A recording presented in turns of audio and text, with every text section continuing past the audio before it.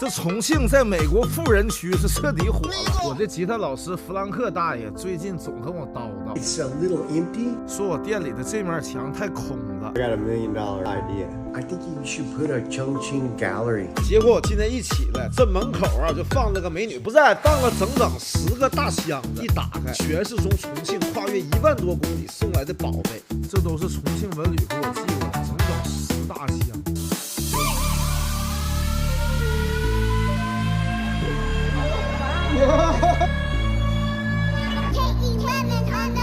Oh, it looks amazing. Yeah. Oh shit. Oh wow. That's right. I gotta read.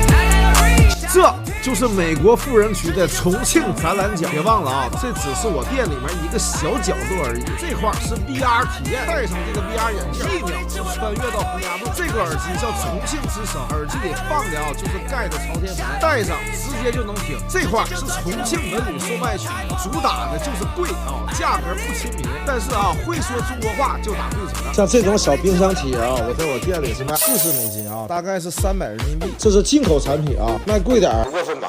Oh, that's awesome. It's a magnet.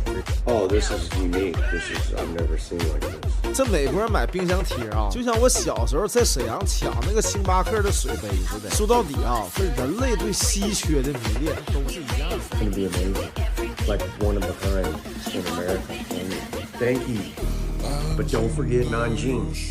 其实重庆啊，它不只是网红的美食和夜景，我就想在这边这个洞的后头啊放一个屏幕，穿过这个屏幕就能看到重庆的另一面，就是它浴火重生、历经抗争的这一面。但是呢，我联系了这个美国当地的做 LED 的，他说做这个要产品开发报价要10万美金，就要70万人民币。我这个盘这个店我才花了10万美金。你看这面墙后头正好有个缝。 As you eye